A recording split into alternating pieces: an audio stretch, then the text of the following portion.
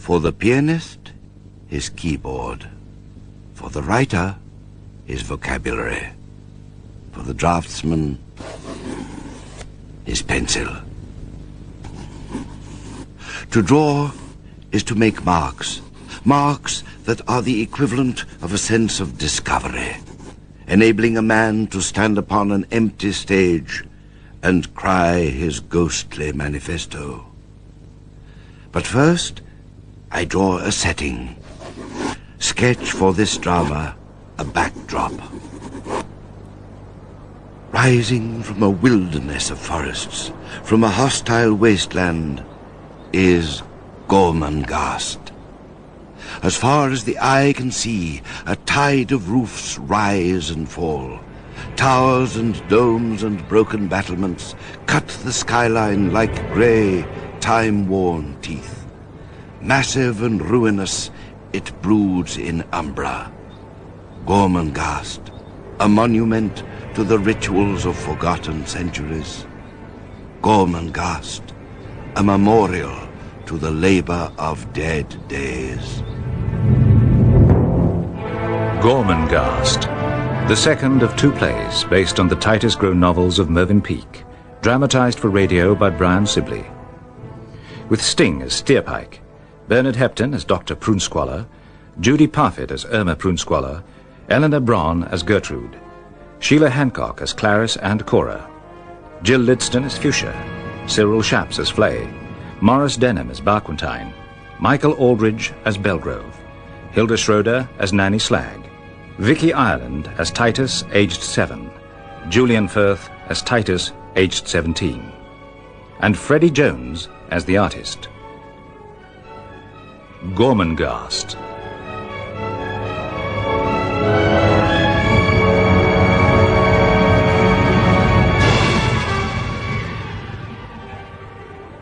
So the paper stage is set, lies bare for all to take, to strut, to mime upon, to creep or float across, the spangled somersault, the dove-grey dawdle.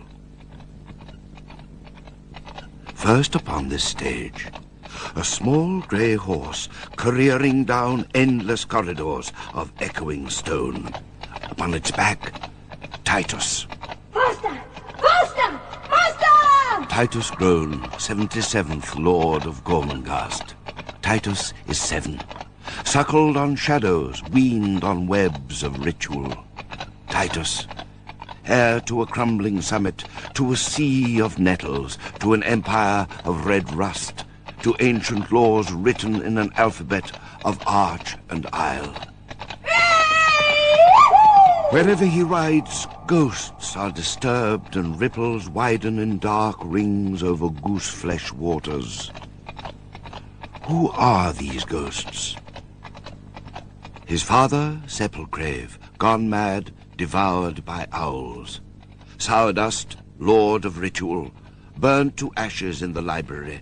Swelter, chief chef of Gormenghast, killed like a pig on a stick by Flay, first servant to the House of Groan, now banished to the wilderness beyond the castle's walls.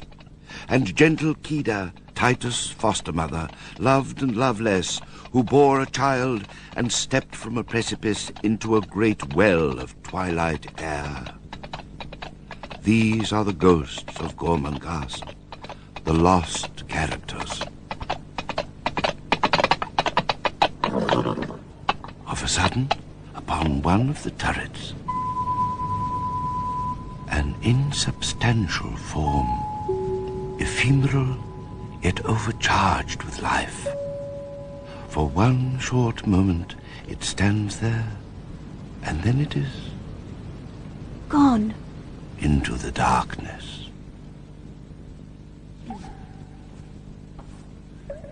In the tombs of the Groans are assembled the living of Gormenghast. We mark the passing of their ladyships, Clarice and Cora Groan, sisters to Sepulcrave, the 76th Earl of Groan. Barquentine, master of ritual, son of Sourdust, shifting his weight from his one good leg to his crutch, his tattered rags rustling like dusty feathers. Draw near and pay due homage to those of the blood whom we commemorate. Though the resting place of their earthly remains is unknown to us, yet still may we honour their spirits. Draw near. They draw near. And be silent. Something here has changed. Gertrude, Countess of Groan, mother of Titus. All is not as it should be. A bullfinch nests in her red hair. I hated Clarisse and Cora. I'm not sorry. Fuchsia, sister of Titus, sullen and incalculable. I'm glad they're dead. Oh, my poor heart. Why does everyone keep dying? Mrs. Slag, nanny to Titus and Fuchsia, small and withered like an autumn leaf. I shall be next. I know I shall. Another inexplicable page of contemporaneous history. Most puzzling. Alfred Prunesqualler, physician to Gormenghast, he of the affected gesture. Yes, indeed, veritably enigmatic. Where are the bodies, one wonders? A suicide note, but no bodies. Why? Why does Alfred keep staring at Steerpike? Miss Irma Prunesqualler, the doctor's closely swathed and bone-protruding sister. I said, why does Alfred keep staring at Steerpike? Why is old Prunesqualler staring at me like that? Steerpike, high-shouldered to a degree little short of malformation. He doesn't know anything. His close-set eyes the colour of dried blood. He cannot. I have been far too careful. Steerpike, the finder of their ladyship's suicide note. Steerpike, former kitchen boy, climbing up the spiral staircase of Gormenghast's very soul. Why do you intrigue me so?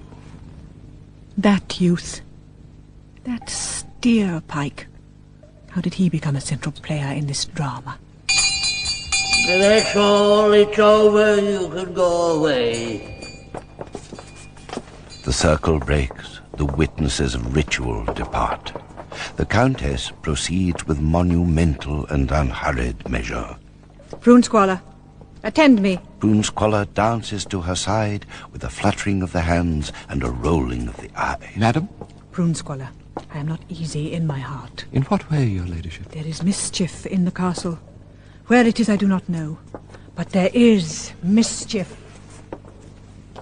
They pass on. Still in the tomb stands Fuchsia, the inky black of her hair falling motionlessly around her face and throat, warm and tawny. Good afternoon, madam. Steerpike, neat, adroit, slick as the sword stick he carries, sharp as its edge, polished as its blade. May I present my card? His infernal slyness, the arch-fluke Steerpike. None other, madam. You can leave off madaming me. You know my name. I do. And I will always call you by your proper name. And in a very proper tone of voice, Lady Fuchsia. Producing with a bow a single rosebud, while observing with one eye the retreating figures of Prunesqualler and the Countess. What exactly is it you fear? An enemy. Whether ghost or human, I do not know, but an enemy. It is not a ghost. Ghosts have no itch for rebellion. Rebellion? Who would dare to rebel? Have you your suspicions? I have no proof, but I will watch for you, for there is evil abroad and no mistake. Worse than that, there is perfidy, and I will crush its life out. I will break it, not only for Titus' sake and for his dead father's, but more for Gormenghast. In an obscure precinct of the castle, a dead end, a promontory of dank stone, is a squalid room locked and bolted from without. And within... When we rule, we must wear the crown on alternate days. Don't be stupid. We must saw the crown in half. the twins, Cora and Clarisse, sisters to Sepulchrave. Their ladyships not dead, merely entombed alive. Oh, what a long time life takes. Sometimes I think it's hardly worth encroaching on. I don't know anything about encroaching.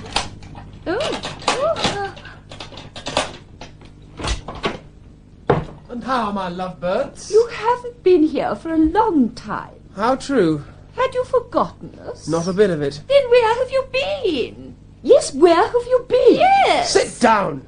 Staring them out of countenance until their heads drop. Now listen to me. How many times do I have to tell you? The entire castle is suffering from the plague. The streets and squares are full of the dead and dying. How terrible. Terrible. You alone among the inhabitants of Gormenghast are free from this hideous disease. And why? Because I, Steerpike, have kept it from your door. Do you think that's been easy? They shake their heads like pendulums. Then how dare you question me? How dare you? I shall not return until you fully apologize for this outrage.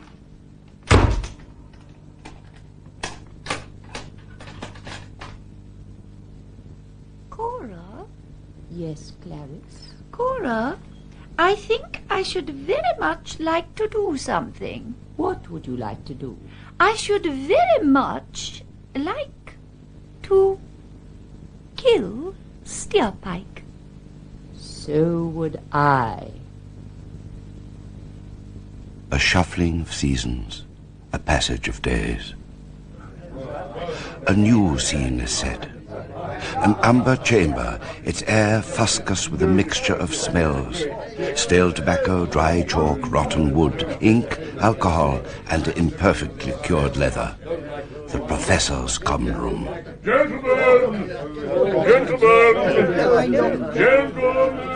Belgrove, headmaster of Gormenghast. Big of head, with a leonine shock of snow-white hair, he might pass for a prophet if it were not for his small, expressionless grey-green eyes and his uneven, carnivorous teeth. Silence, if you please!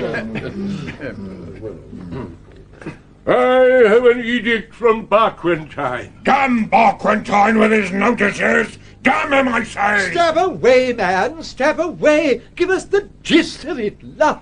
Edict 1597577361544329621707193 to Belgrove, headmaster, and to the gentlemen of the professorial staff. This 10th day of the 6th month, in the 8th year of the 77th Earl, to which Titus, Lord of Gormenghast, notice and warning is given in regard to your attitude, treatment, and methods of behavior and approach in respect of the aforementioned Earl, who is now at the threshold of the age of reason. In one of the classrooms, a new pupil, Titus, awaits his professor. Unwilling victim, trapped in a summer prison, marking this the first of many creeping hours, by the slow tick of the clock and the lazy buzzing of a blue bottle. Tick, clock, tick. 60 seconds in a minute. 60 minutes in an hour. 60 times 60. Multiply the sixes and add on how many noughts? 2, I suppose. 6 sixes are 36. 36 plus 2 noughts is 3600. 3,600 seconds in an hour, and only a quarter of an hour left of this lesson, which has never begun. The customs, traditions, and observances, and above all the sense of the duties attached to every branch of the castle's life, be instilled and taken. Young Titus, lazily, abstractedly, becomes conscious of the idea of colour, of things having colours, of everything having its own particular colour. Ink. Blue, dark, musty, deep as cruel waters at night. Exercise books. Rectangles of washed-out blue and laurel green. Desk. Sepia with golden browns and yellows where the surface has been cut or broken. Marble. A glass marble beside the ink pot.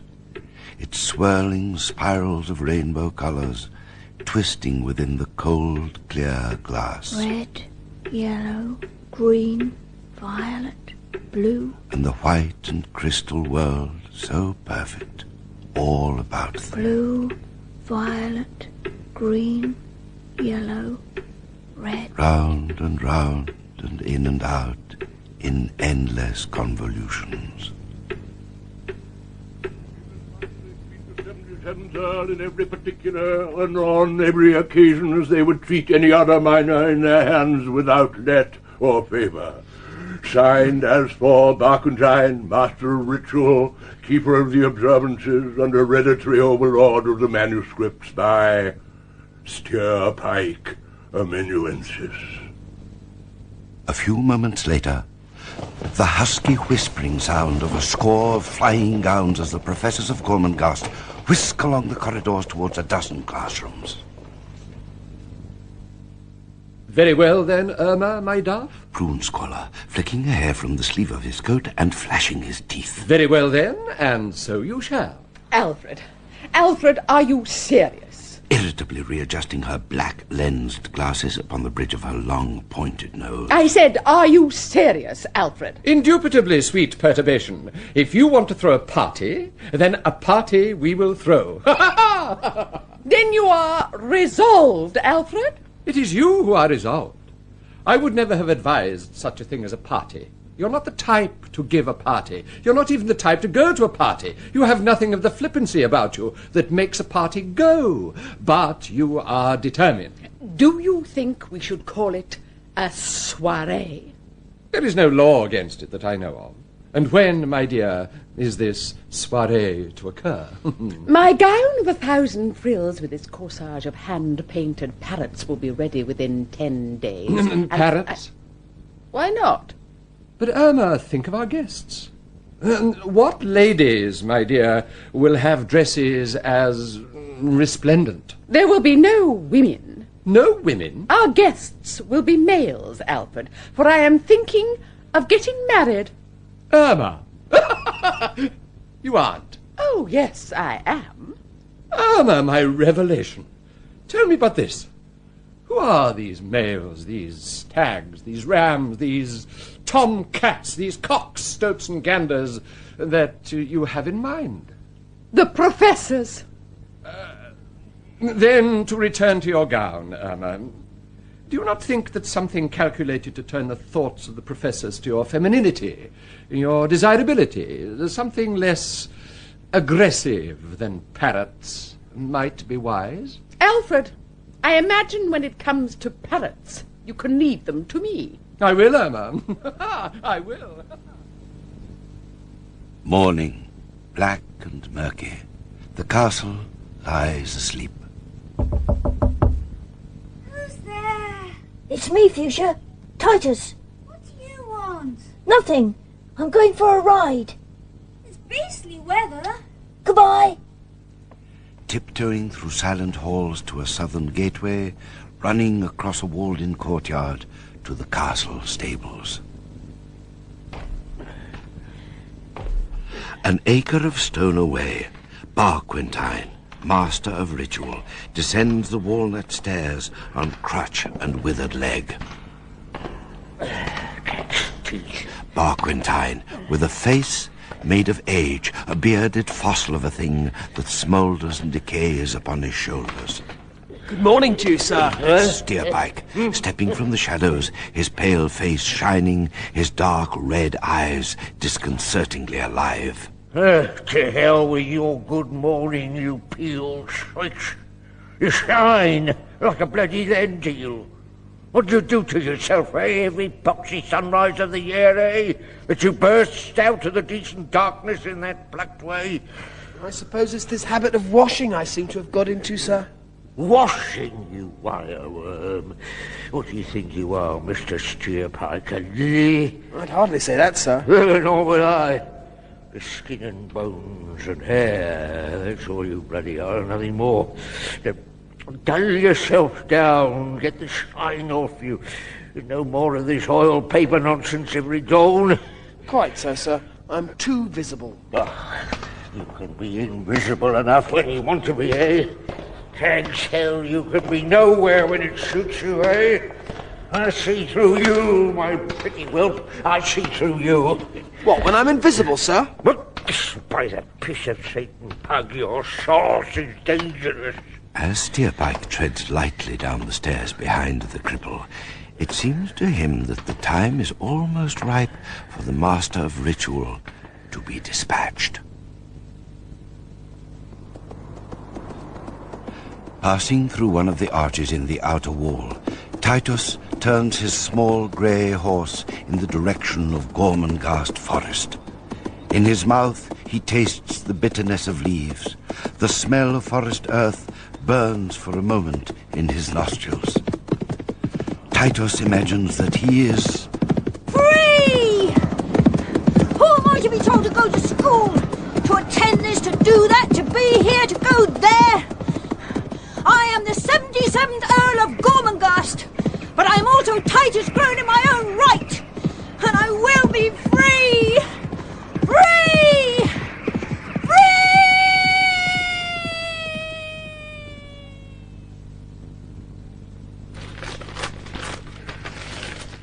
Emma and Alfred Prunesqualler hope to have the pleasure of Professor Belgrove's company on Friday evening at 7 o'clock. RSVP.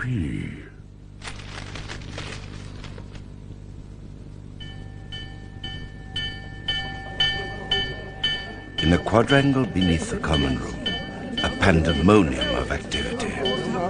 At its center, Steerpike. We will split into 6 groups and scour the entire castle wing by wing until we find the Earl.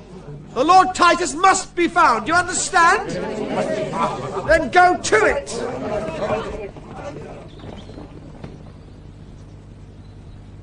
Titus, beneath high branches.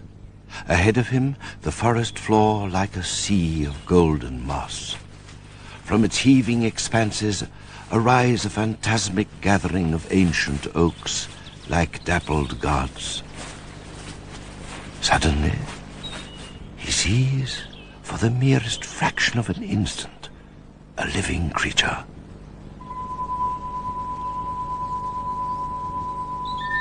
Floating through the golden air like a feather, slender arms along the sides of the gracile body, the head turned slightly away, the quintessence of detachment, the sense of something intrinsically tameless, of a distilled and thin air beauty.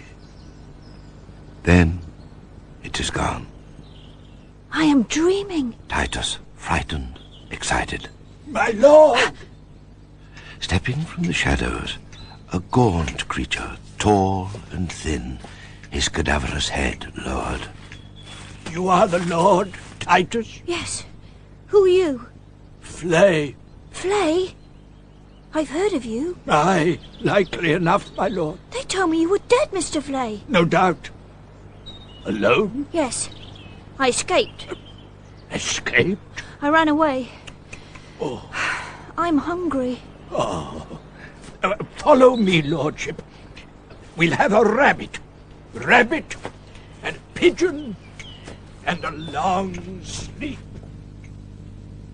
Within Gormenghast Castle, the search for Titus continues. Have you seen his lordship? Oh, you're forever making a body jump. What do you want? His lordship Titus, where is he? How should I know? Nobody tells me anything. Nobody bothers with me anymore. Be quiet, you silly old woman. Oh, you've no right to speak rudely to me. I am Mrs. Slag, nurse to the Groans, and I might as well be dead, and that's a fact. You are a foolish old bat who should have died a century ago. How dare you? How dare you? I know just what you're up to, Master Steerpike. Trying to worm your way into Lady Fuchsia's affections. Well, you won't get her, you know. You won't. Nanny, what's the matter? How dare he speak to me like that? What have you said? My Lady Fuchsia. Dear Nanny Slag here has totally misunderstood me. I merely came to ask you both whether you'd seen Lord Titus. It's not true, Fuchsia. He's lying. Mrs. Slag is obviously distressed at something. Oh, my poor... There, Nanny, it's all right. Titus has gone riding. Where, Lady Fuchsia, where? I don't know. He didn't say. He never does.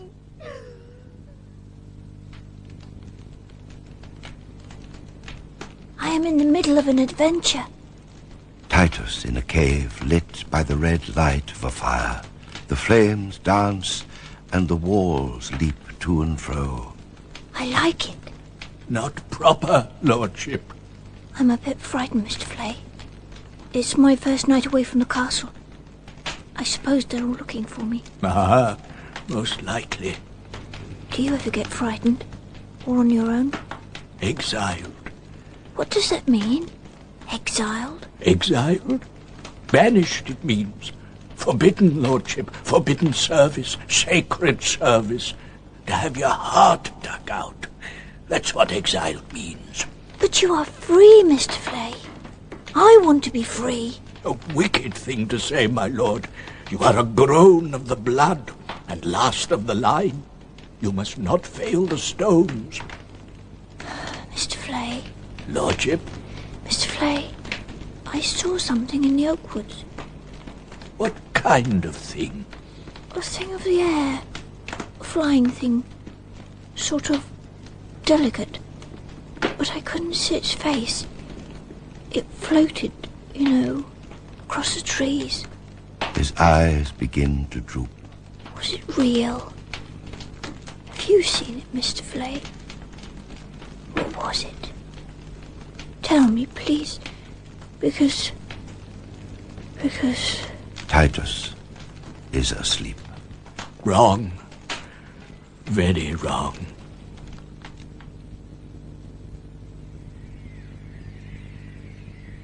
Morning. Titus takes a deep breath and enters the red-stoned yard of Gormenghast Castle. His heart beating wildly, his face perspiring, his head held high, he runs to Fuchsia's room. Fuchsia! A dishevelled urchin, his eyes burning with tears. For the first time, holding him passionately in her arms and kissing him. What will he do to me, Fuchsia? I will protect you. Fuchsia, I have things to tell you. Secrets. Secrets? Yes, an adventure. Oh, just look at your hands, your legs, your face. Oh, my poor weak heart. Look at the grime and the cuts and bruises. Oh, how could you? I could smack you, you cruel, dirty lordship thing. That won't be necessary, Mrs. Slag. What do you want now? His lordship is to appear before Barquentine to explain his behaviour. Why? He's committed a misdemeanour and must be punished. Oh, my poor little lordship. I very much doubt if it will be too severe. He winks at Titus conspiratorially, but a revulsion takes hold of Titus, and he recoils from that wink like flesh from the touch of a toad. Get washed, my lord, and don't be too long. The lichen fort, a round, squat edifice, erected on a distant outcrop of the castle wall for a purpose now forgotten. Titus has been kept in the fort for a week as punishment for his offence. Today he has a visitor. There you are. Belgrove, complete in his zodiac gown and dog-eared mortarboard, attempting to appear dignified and strong, to inspire confidence, evoke respect. Oh, how are you, my friend? All right, thank you, sir. Give me your chair, young fellow. You can sit upon the table. Sure. Of course you can. I seem to remember being able to do things like that when I was a boy. Yes, sir. Now, what am I to do with you, Titus? You have been punished. You are being punished. So I'm glad to say there's no need for us to trouble any more about that side of it. But what am I to say to you in loco parentis? You would say I was an old man, wouldn't you, my small friend? I suppose so, sir. Yes, yes. And as an old man, I should by now be very wise and deep, shouldn't I, my boy? I don't know, sir. Oh, well, I should, my boy. You can take it from me. Yes, sir. My young friend, I propose to talk to you as man to man, or even as boy to boy. For I was a boy once myself, so you may believe it. No, sir. I mean, yes, sir. What is it I remember most about being a boy? I don't know, sir. Well, I'll tell you. It's playing marbles. Oh! Oh, me, my young friend, the sound of those silly marbles. I've got some marbles, sir. My boy, this is an extraordinary coincidence, you know, for so have I. Oh, sir! I never thought you'd have marbles. My boy, let that be a lesson to you. Now, where shall we play, eh? The floor? Oh, yes. Good grief, my young friend. What a long way down it is, to be sure. Now my poor old muscles creak. We must examine the terrain, like generals, eh? Find our battle Yes, sir. ground. I'll make one of the squares here, sir. And if you go over there, sir... Well. What a dreadful place to jail an earl in, by all that's merciless. And where is he, this fabulous little wrongdoer? Hello, Dr. Prune. We were just going to play marbles. Marbles, eh? By all that's erudite, and a very fine invention, too. God bless my spherical soul. But you have an accomplice. And if it isn't Professor Belgrove, then my eyes are behaving in a very peculiar manner. My dear doctor, it is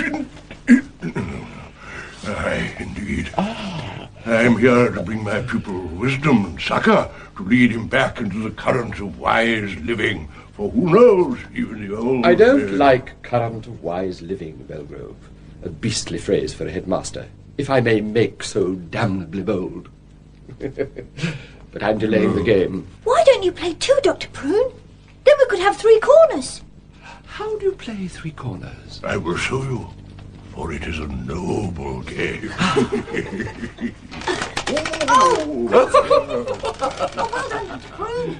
Marbles crash one against another. Oh, that. Spin in their tracks, lodge shuddering in the squares, and skim the prison floor like shooting stars. Titus. Well done. While Alfred Prune Squalor is thus engaged, Steerpike lets himself into the doctor's dispensary and selects from the shelf a bottle of livid green liquid, a bottle marked poison. He holds it up to the window. It shines like a huge emerald. Oh, my poor weak heart! 24 hours later, Nanny Slag is found dead in her small room. Oh, Doctor, I don't feel anything. Oh, Fuchsia, my dear. Am I wicked, Dr. Prune?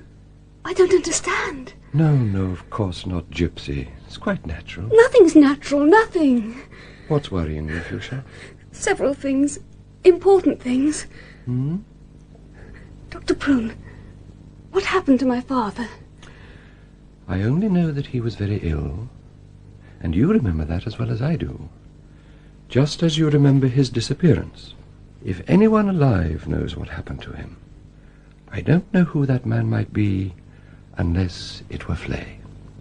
Mr. Flay is alive, Dr. Prune? No. Why do you say that? Titus has seen him. Titus? Yes, Doctor. In the woods. He lives in a cave and hunts for his food. He asked after me. He's very loyal. Oh, poor old Flay. Poor old faithful Flay. But you mustn't see him, Fuchsia. It would do nothing but harm. I must see Flay. He loved me. I want to take him something. No, Fuchsia, you mustn't go. You will become distressed, more distressed than you are now, if you start escaping from the castle. And Titus also. This is all very wrong. He's not old enough to be so wild and secret. God bless me. What else does he say? This is all in secret, Doctor. Yes, Fuchsia, of course it is. He has seen something. What sort of thing? A flying thing. A flying thing? I don't know what he means, But before Nanny Slag died, she talked about when Titus was born and when Kida came to nurse him, and how she went away to the outer dwellings and had a baby, and how it wasn't like other babies, and how Kida killed herself, and how the dwellers hated the baby and were frightened by her, and how, when she grew up, she left them, only sometimes they heard her laughing at them at night, and they called her the Thing.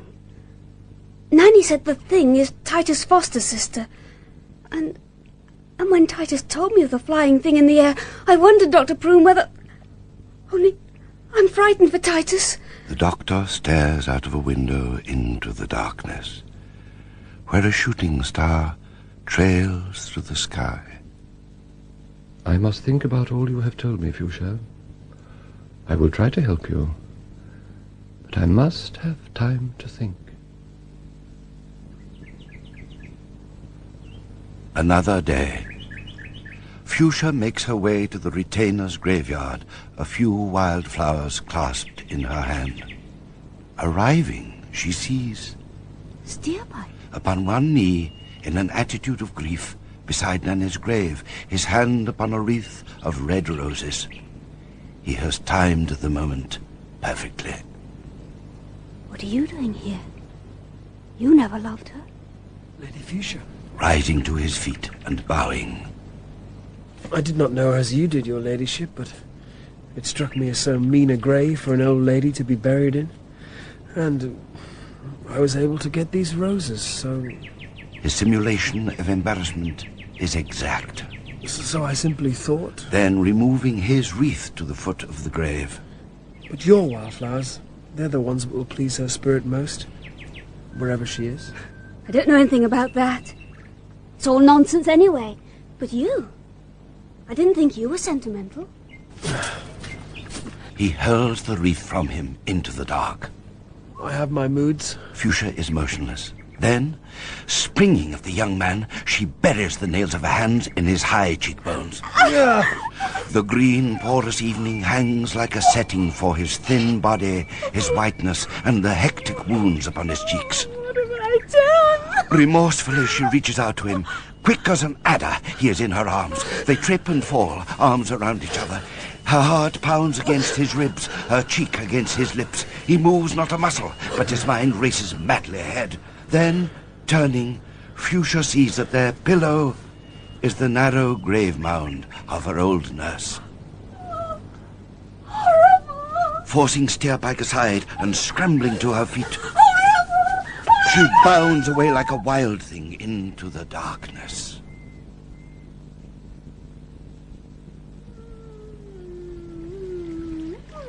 Irma Prunesqualler greets the dawn, the day of her party. My soiree. Hissing and steaming hot water pumps into her bath, while she, in an attitude of exquisite coyness, tosses handfuls of emerald and lilac crystals into the sumptuous depths.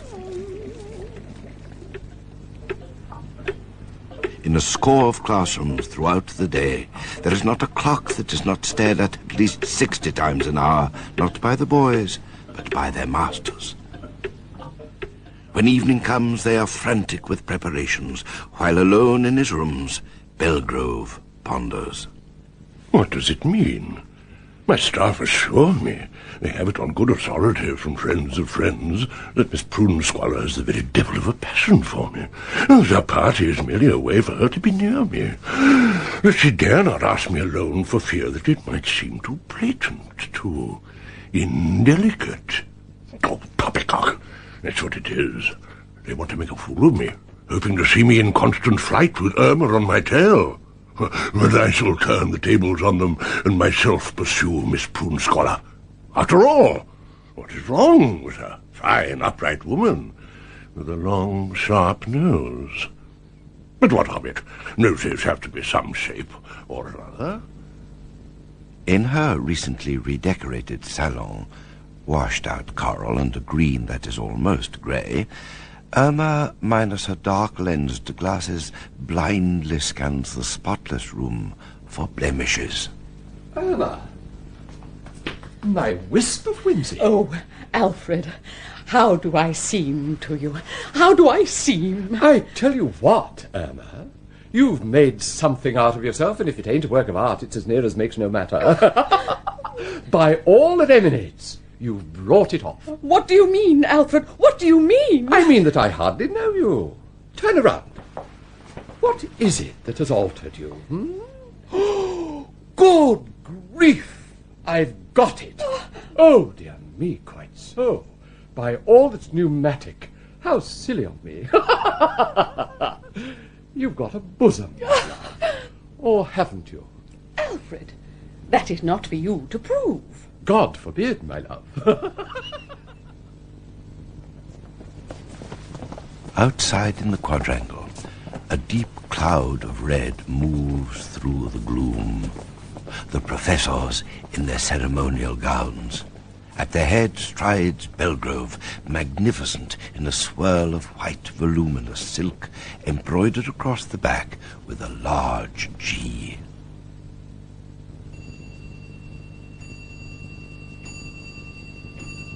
Oh, Alfred. What is it, Irma, my love? I wondered if you'd do something for me. Just name it, my dear. You might be shocked, but I wondered, dear, if you would take my bust to the bedroom and refill it with hot water. The bottle has got very cold, and I don't want to catch a chill. Irma, have you no modesty? My old friend, you haven't forgotten what I said, have you? What's that, Bertram? About Irma. It may be difficult for you. I have even more recent information. She's dead nuts on you, old man. Dead nuts. Better watch your steps, Chief. Watch them carefully.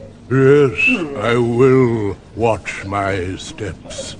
Have no fear. In we go, then. La, in we go. Terribly gay now. We must all be terribly gay.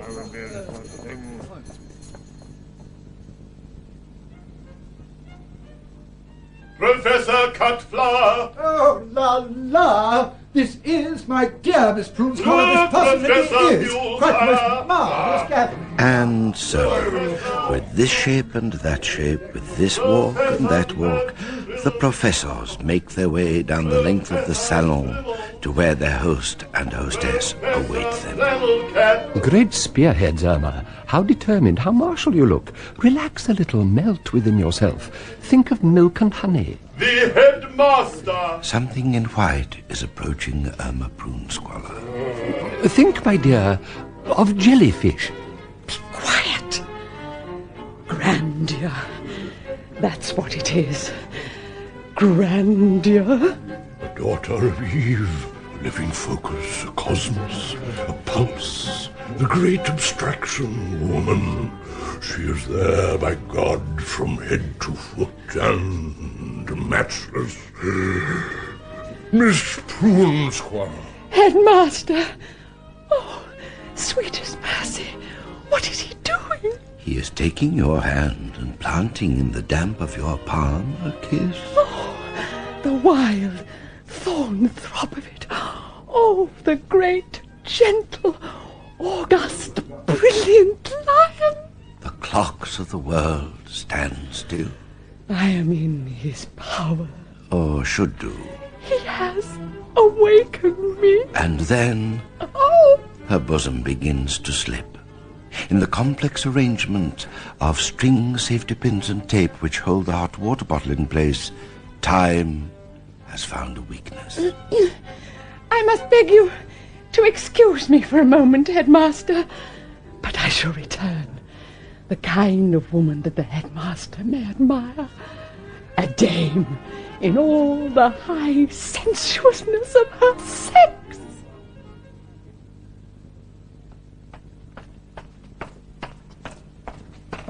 Outside in the darkness, Steerpike is making a secret journey between walls, sheer and windowless, across naked acres paved in stone, beneath carved facades festooned with sea-green ivy, towards a grey world of dusty rooms, in one of which their ladyships Cora and Clarice sit immured.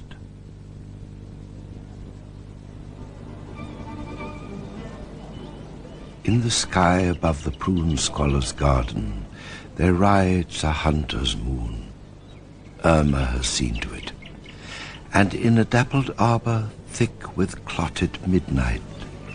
Are you seated, Miss Prunesquire? Oh, yes. Oh, yes, indeed. In comfort, madam? In comfort, Mr. Headmaster, and in peace. Peace, my dear lady? What kind of peace? The peace of those who have found what it is to offer themselves without reserve to something august and tender. Tell me, dearest lady, is it of me that you speak? It was of you I spoke. You, Mr. Belgrove. Oh. Do not touch me. Do not tempt me. Do nothing to me. I would not have us desecrate this moment.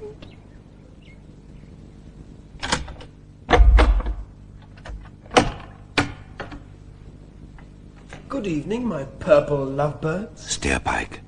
Before him, hand in hand, the twins, their faces white as lard. I addressed you, ladies, or did you not hear me? Well? They are staring not at Steerpike, but at something just above him. What do you find so intriguing to stare at, my doves? Glancing up, he sees a great axe dangling a dozen feet above him, its cold and grisly weight of steel suspended from a spider's web of cords and strings. So! With a backward leap, he is through the door. With rapid and purposeful steps, Steerpike returns to the castle. While his former patron, Miss Irma Prunesquire, becomes aware of a hand touching her naked shoulder in the garden darkness. Irma, is this desecration? Are we blotting the whitest of all love's copybooks? It is for you to say. For myself, I am walking among rainbows. My wildest dreams, my very wildest dreams have become real, have become something I can touch. My little fancies, my little visions, they are substance. They are you. I said, they are you. We are holding one another's dreams in our very arms. Oh, my master. Oh, my dearest one. Oh, sucking fire! But it gripes my heart. Barquentine, the silted, cheese-like fissures of his filthy face cracking in a scowl. No Earl but a brat, and for me, no tyro but this upstart of a Steerpike bastard. Scratching himself disgustingly, loins, buttocks, belly and ribs. Upstart pissworm. He's learned too much. Open books that were not meant for him to open. It's gone on long enough. Too long by the blood of hags. Behind him, a shadow shifts in the candlelight. He must go. I must be alone, or by the cock of the great ape.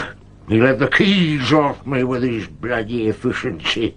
Saucy bull-prong. The cold tip of a sword stick, sharp as a needle, hovers within an inch of the dirty turtle neck. What the... Dark blood trickles over the wrinkled terrain. Blasted whelp! Really, Barquentine, you can be most uncivil at times. Traitor! You really should be more careful what you say, old man. I said traitor, and bloody traitor you are. Steerpike snatches a candlestick and sweeps the tiny flame across the upturned face. The lifeless beard alight, the rotten rags ablaze. Heretic! Catching hold of Steerpike's coat and clutching these to him, an ape on fire. A burning leech. Steerpike's clothes aflame, his cheek and throat scorched crimson. Filled with darkness, his head swimming, running towards a square of darkness that is the window, Barquentine upon his back, for a moment lit like demons against a starless sky. Then they are gone.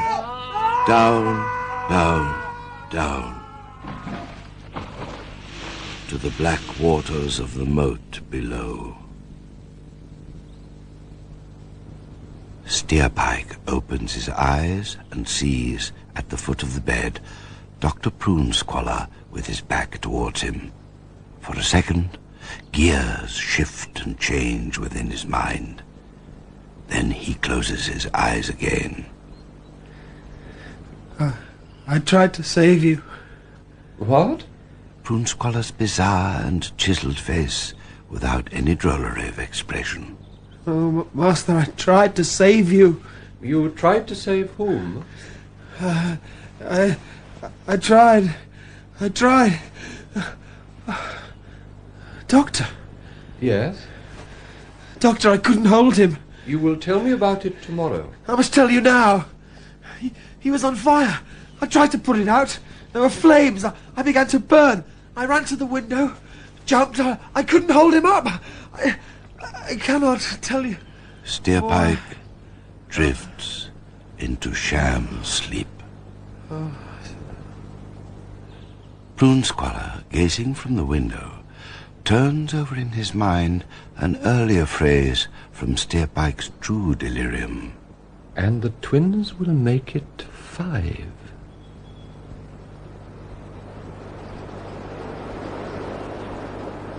But the ritual, the procedure, the instructions, who has given them? Who has interpreted the documents? Mr. Flay, by his cave in the woods. Who has made the symbols come to life?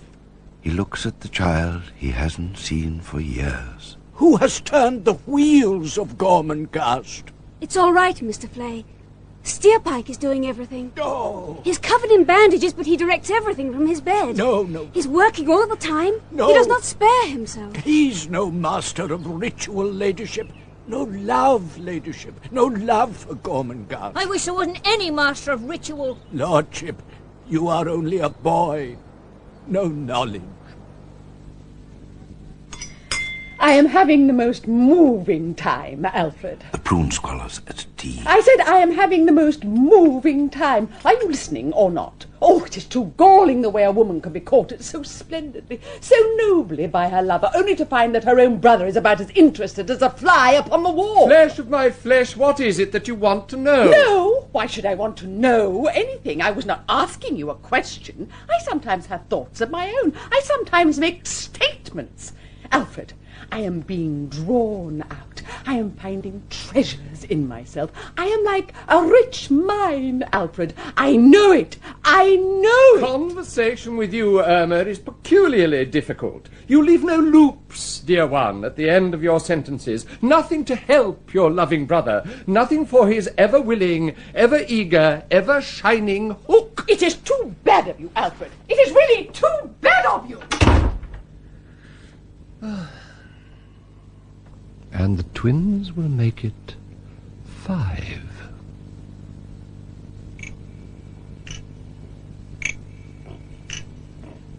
Not right.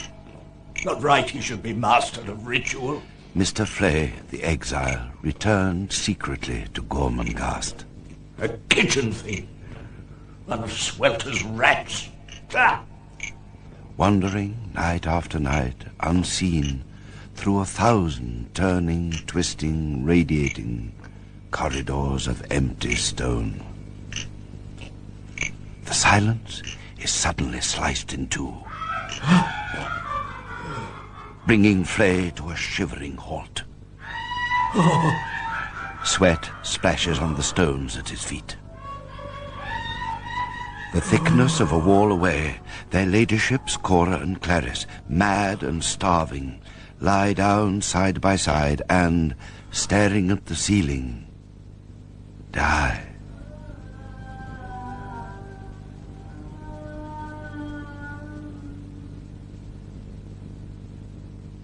Today, your lordship attends the ceremony of the stables. Steerpike, the skewbald, taut crimson tissue forming fiery patterns against the wax-like pallor of his skin. Are you listening, my lord? What? The ceremony of the stables requires your presence. Clenching his silky, blood-red monkey hands. Is that clear? Very well.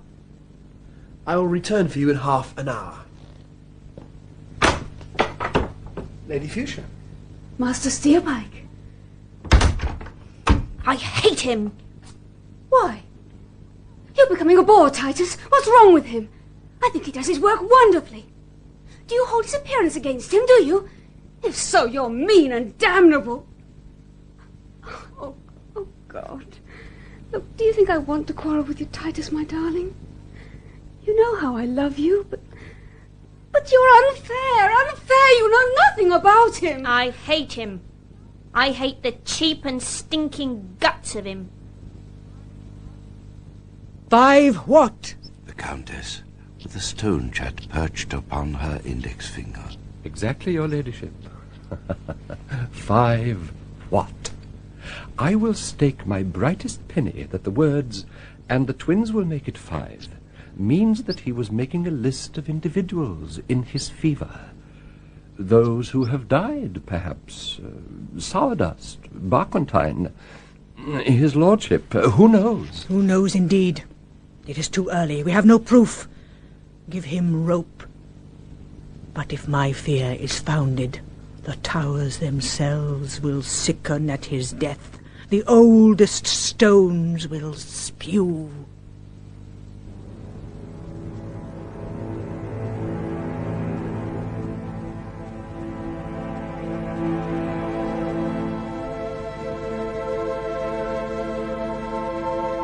And so the days move on, and the names of the months change, and the seasons bury one another. Belgrove and Irma are wed. No, Irma, no. Belgrove practicing noble expressions before a mirror. I will not have it. I would be gratified if you would remember your station. It is not so.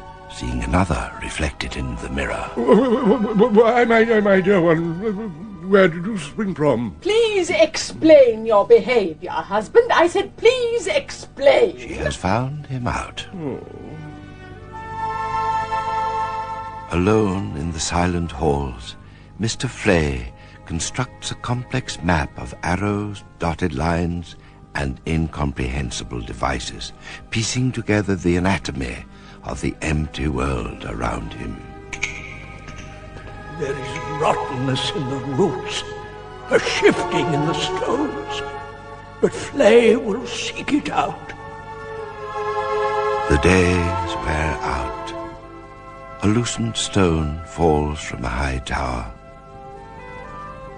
The months wear out. A fly drops lifeless from a broken pane. The years wear out. A sparrow twitters in a cave of ivy. And a flux of moments, like an unquiet tide, eat at the black coast of futurity. Titus Groan is wading through his boyhood. Steerpike is climbing once again with guile and artistry. His plan now to woo the daughter of the house. Her life is loveless, and yet she cries out for love. She's warm and vibrant, and Gormenghast is cold and dead. I must make her admire me, trust me, need me, love me. And then, when I'm quite ready, I will take her and have her.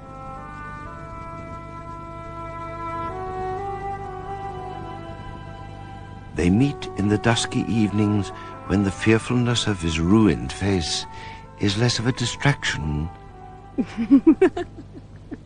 Where are you taking me, Steerpike? I'm going to show you a wondrous sight. The moon rising on the pool of carp, and the carp leaping on the moon. Night after night, secretly, they meet until an evening when their hands touch involuntarily in the darkness, and neither is withdrawn.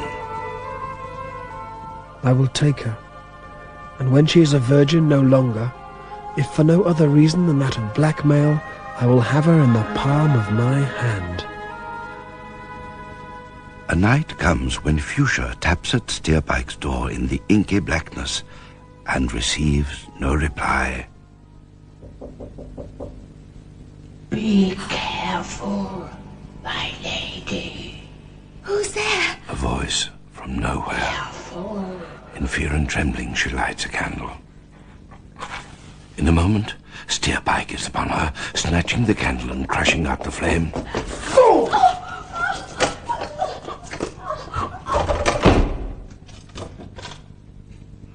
From a shelf of stone above the door, Mr. Flay lowers his scarecrow frame and drops to the ground.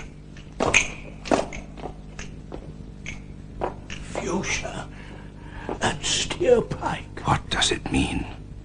Horror. Blasphemy. Within the room, Fuchsia leans trembling against the door, shocked and resentful. Fool. He had said fool. With that word, the world turned over. Everything changed. Let me out of here. All the lords of Gormenghast are at her shoulder. Do you hear? The room is flooded with golden lamplight, and upon the table, with its face cupped in its wrinkled hands, sits a little monkey, dressed in a costume of red and yellow diamonds. Fuchsia, allow me one moment, only one, in which to tell you of the danger from which we've just escaped. Her black eyes appear quite dead. There's no time to be lost.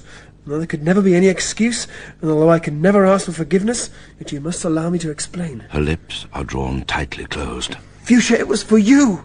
My violence was for you. My roughness was the roughness of love. I had no time to save you. Did you not hear the footsteps? She's just gone by. Who? Your mother. My mother? If she'd found you here.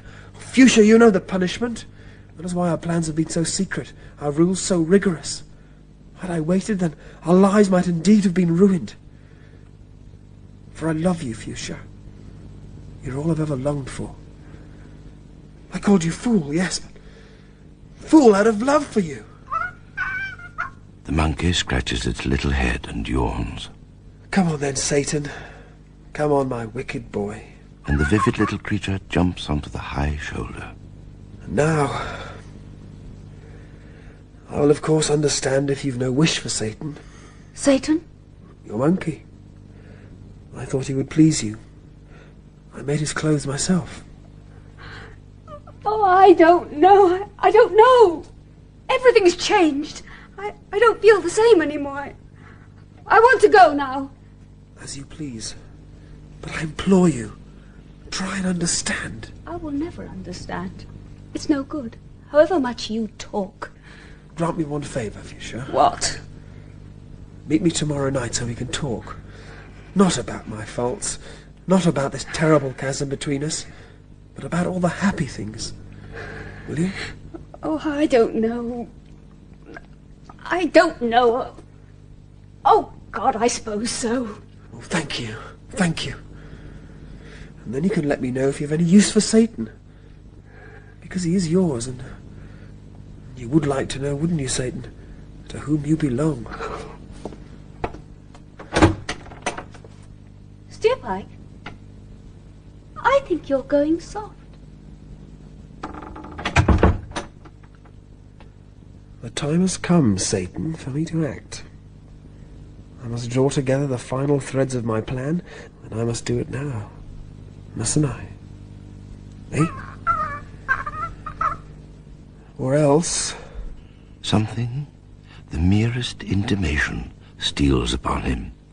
It is as if the ground were slipping away beneath his feet. Tomorrow, I shall resolve it all.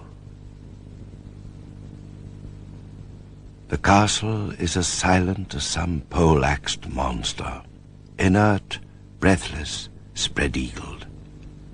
Hurry, Lordship, hurry! In the darkness before a dawn that might never come, the 17-year-old Titus is scrambling into his clothes.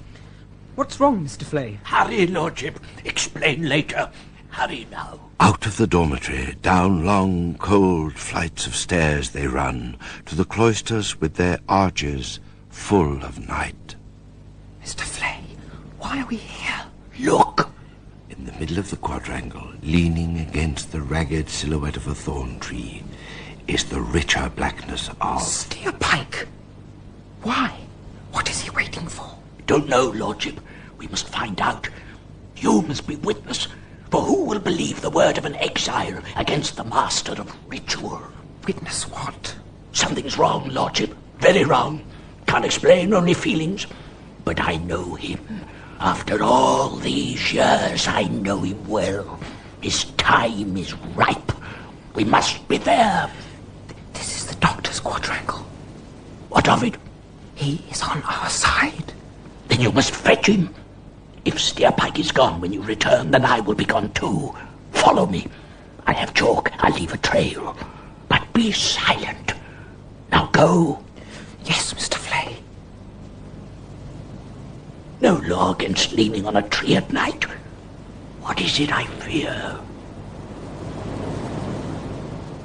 Tonight I will have her at my mercy. I will awaken her, dazzle her, and if need be, seduce her.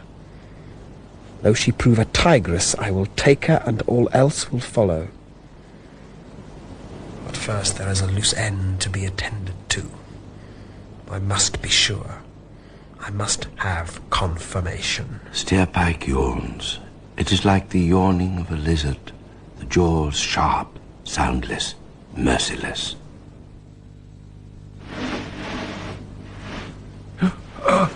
Who the devil? What? Dr. Broom. It's me, Titus. Don't speak. Titus? I climbed the ivy. No, don't light the candle. We want your help. We? Flay is with me. What? Flay? Yes. He's come from exile. Out of concern for Fuchsia and me and the laws. Can you come? We're trailing Steerpike. He's just outside. I am flattered. Sliding into an elegant dressing gown and slippers. I am more than flattered. Lead on, dear boy, lead on. There is the thorn tree, an inky etching against the rising sun. But there is no Steerpike, and no Flay. Look for the chalk marks on the ground, Dr. Prune. There, Dr. Prune, there. Oh, to have young eyes. Come on. So begins a series of dusky journeys through a new world, a world of twisting passageways, shallow flights of stairs, long treadless inclines, a maze of dawn-lit stone. Hour upon weary hour, and never a sight of Flay or their quarry.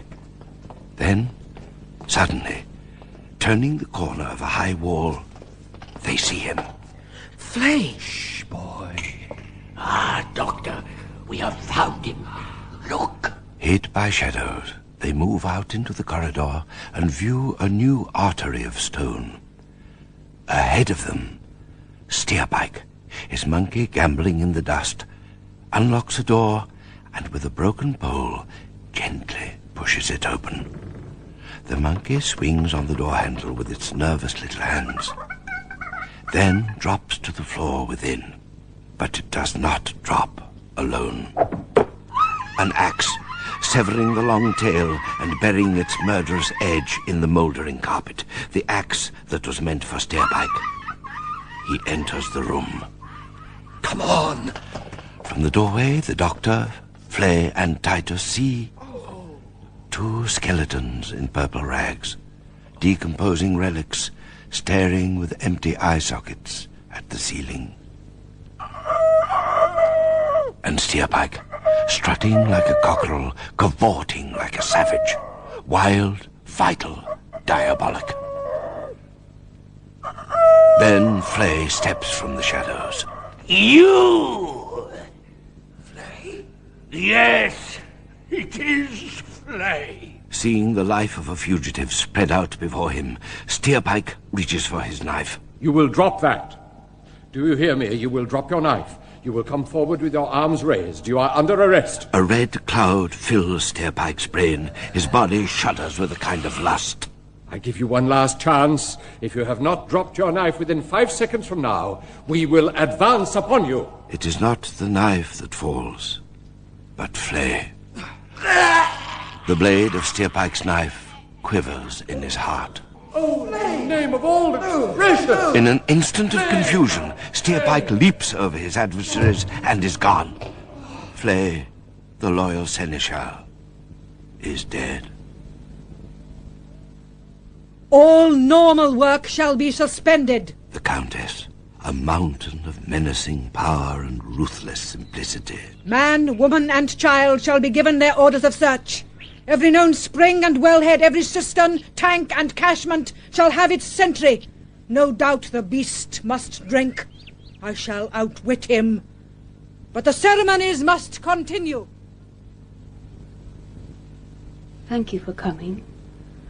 But there's nothing we can talk about. Fuchsia, within her now a globe of pain, growing and growing. I can't believe he's dead. Who? Flay, of course. And all the things he did. What about his cave? Empty forever, I suppose. Would you like to... No. I don't want to go anywhere, really, Titus. I've gone dead. Even you are dead in me. I know I love you. You're the only one I love. But I can't feel anything. And I don't want to. I felt too much. I'm sick of feelings. I'm frightened of them. A space has formed between them, and they have no bridge.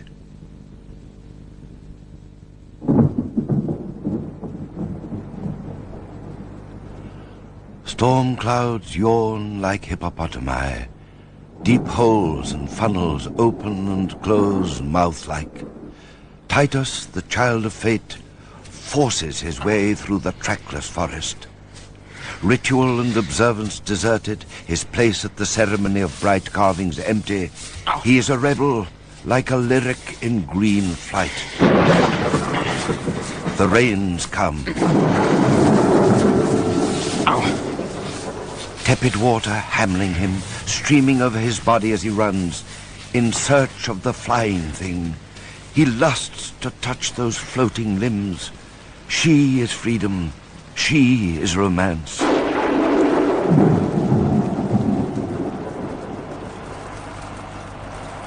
He finds her, his foster sister, in Flay's cave. Balancing upon her heels, swiveling a plucked bird on a spit above a small fire. All about her are feathers. Is this her? This naked, squatting thing? This... Frog! She is a frog. I thought she was a swallow. And then she turns and looks at him. She is joy. Startled, the sprite leaps, but Titus catches her, closes his arm around her, grips her with an angry strength, forces the full weight of his body across her. Body and imagination fuse in throbbing lust. Oh. And then he sees her face. So small. A robin's egg. His body weakens. The first wild virgin kiss trembles on his lips and dies. He lays his cheek against hers. There will be no climax.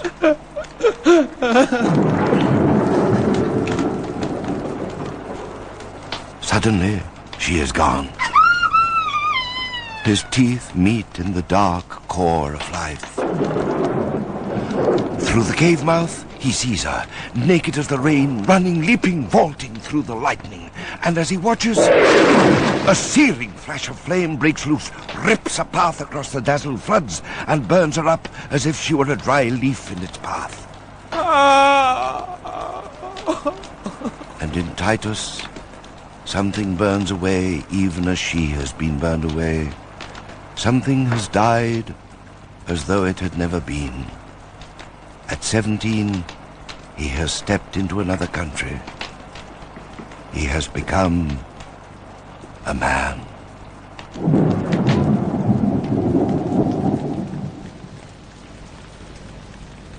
By all that's pluvious, there has never been such a deluge. Gormenghast is marooned.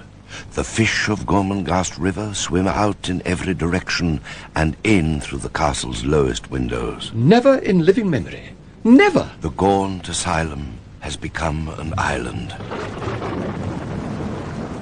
Water rises like terror, inch by clammy inch.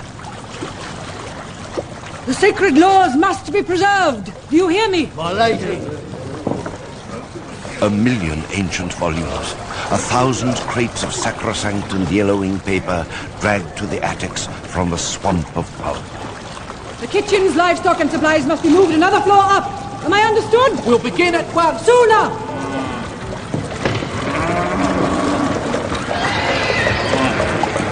Cattle, horses, grain and food, fuel, grist and treasure, vintage and hoards of miscellaneous lumber, furniture, chattels, works of vanity and works of art. The waters are rising. In 6 hours' time, the flood will be at our feet. There is no possibility of the night being spent on this level. You have my order of priority, have you not? Certainly, your ladyship. And then, gentlemen, we shall begin. The mounting water draws us all together. Is that not so, gentlemen? We are driven up, are we not, into a confine? Tell me, gentlemen, can the traitor Steerpike live in air and feed on it?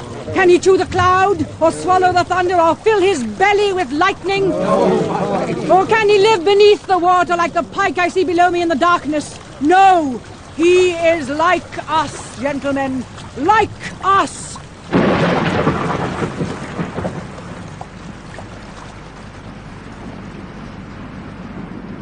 I hate nature.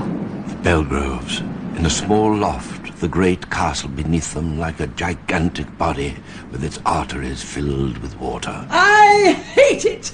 The rotten beast! Tut, tut. You can't talk about nature like that. You're a piece of nature yourself. Oh, don't be stupid. Well, if you're not nature, or a bit of it, what the hell are you? I'm a woman! I said I'm a woman! Yes, Belgrove stares at where a piece of plaster has fallen from the wall and left a small grey pattern, the shape of a heart. For little short of a fortnight, the deluge continues, turning Gormenghast into archipelagos of gaunt-fisted towers. Then the rains cease, and the agitated waters become silent, motionless. Mother! Mother! What is it? I've seen him. Who? Steerpike. Where? Where did you see him? I could take you there. It's northwards. Beyond the Blackstone Quarter? Far beyond. How long ago?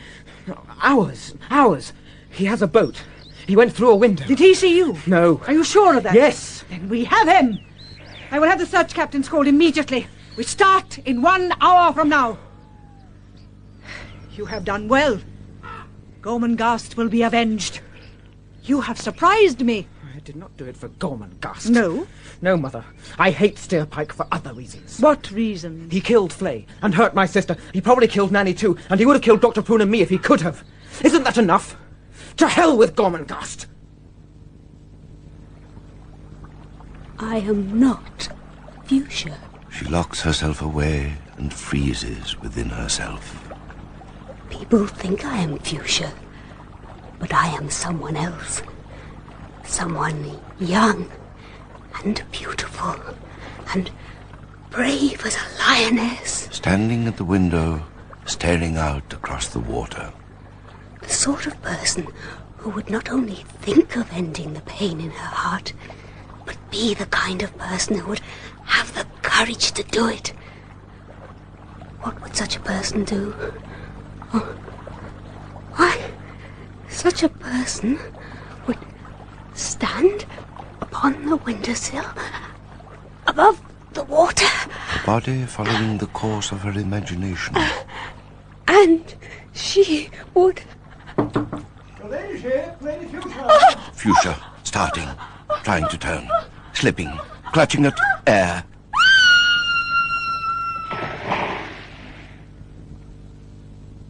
Not Fuchsia! Not Fuchsia! Oh, God in heaven, no, no, no, no, no!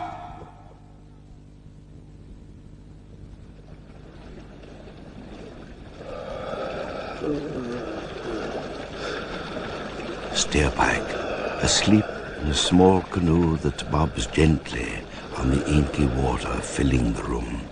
The window, like a square of light, is the only way in and out. The room is a cave. Steerpike is waiting for nightfall to make his escape.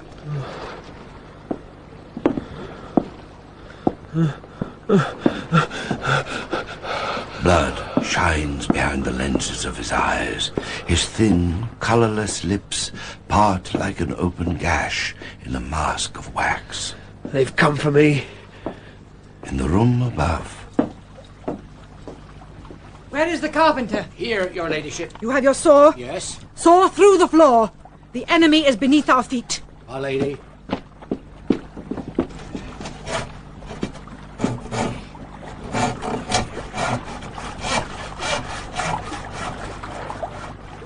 on the orders of the Countess, a flotilla of boats forms a semicircle outside the cave room. One of the boats moves forwards, alone.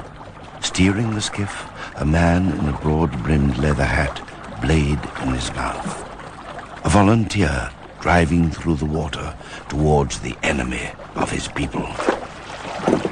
The oarsman passes through the window. Faster, man! I'm almost through, my lady.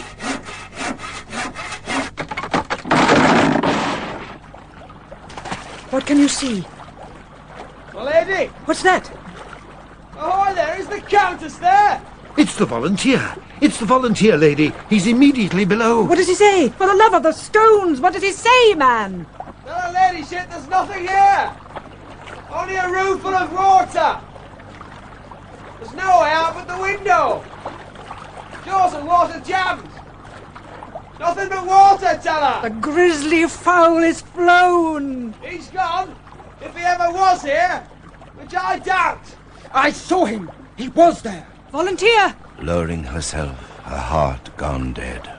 Volunteer! My lady! The shoulders. The man's shoulders. Let me see your face. A sudden surge of water sweeps through the window below. The boat twists on the wash and swell. There is a glimpse, a flash of something. White and scarlet. Something skewbald. It is him! And another face, empty, dead, bobs to the surface like a loaf of bread, and sinks again. The volunteer is dead. The traitor is in the room. Let me at him. Hold the boy. Restrain him. Hold, Titus. Boatmen, move forward. Draw your knives. He will be brought out dead. Never! Steerpike dives deep into watery blackness. He feels for the wall and finds not stone, but a matted, fibrous, subaqueous blanket. Ivy. Tearing and clawing, Steerpike pulls himself up and into the ivy. The world goes black, but still he grapples with its saturated midnight, its endless, hairy arms and fingers, until he reaches... Stand out, all boats. Light every torch aboard, every lantern. Great hell, he is no merman. He must breathe. He must... Steerpike breathes, his body supported by a network of ivy boughs. Let me kill him. Let me. No, by the blood of love. Titus half vaults, half tumbles through the window, snatching and catching the tentacles of ivy. Boatmen, come close, quickly. Titus begins his descent, forcing his way through the network of twisted, hairy bones. I will kill him. For Fuchsia, for Flay, for Nanny. Below him, Steerpike. Nothing left of his brain. The brilliant mind has become a cloud of crimson. I will kill him. Then, sweet glory of wickedness, I will kill myself. Gormenghast shall not have me.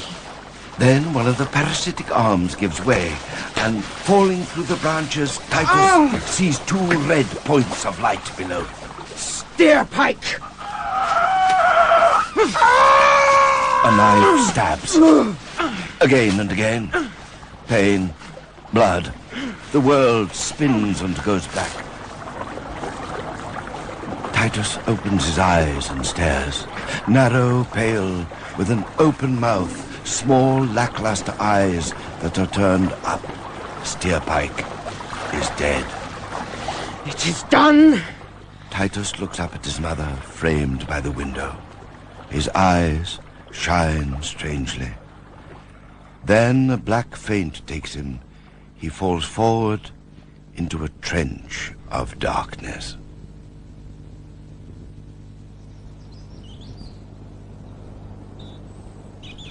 Moment by moment, hour by hour, Day by day, month by month, the great flood waters fall.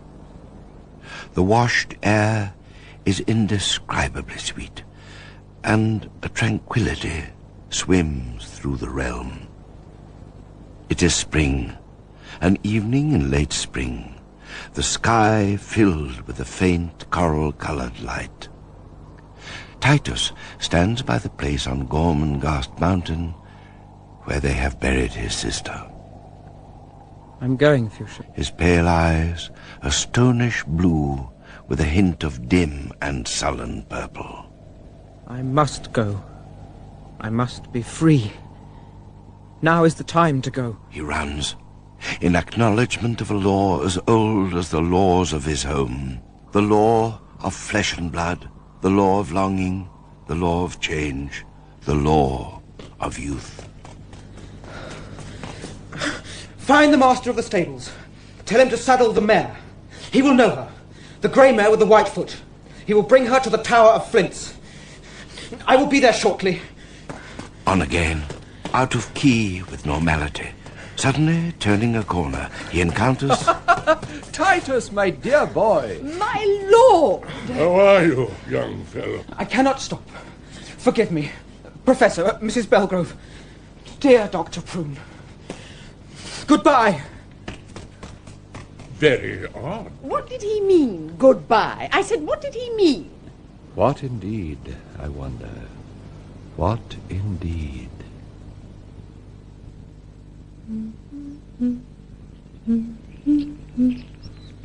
Gertrude, candlelit, gazing expressionlessly at a picture book.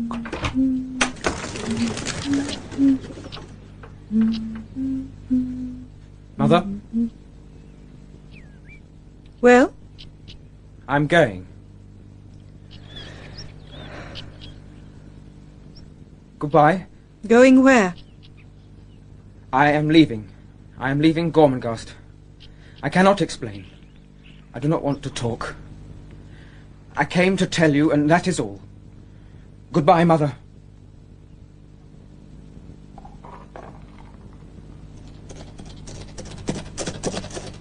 There is nowhere else. You will tread a circle, Titus Groan. At his back, the castle climbs into the night. Before him, a great terrain of moonlit wilderness. Fixing his eyes upon the blurred horizon, Titus rides out of his world. There is not a road, not a track, but it will lead you home. For everything comes to Gormenghast.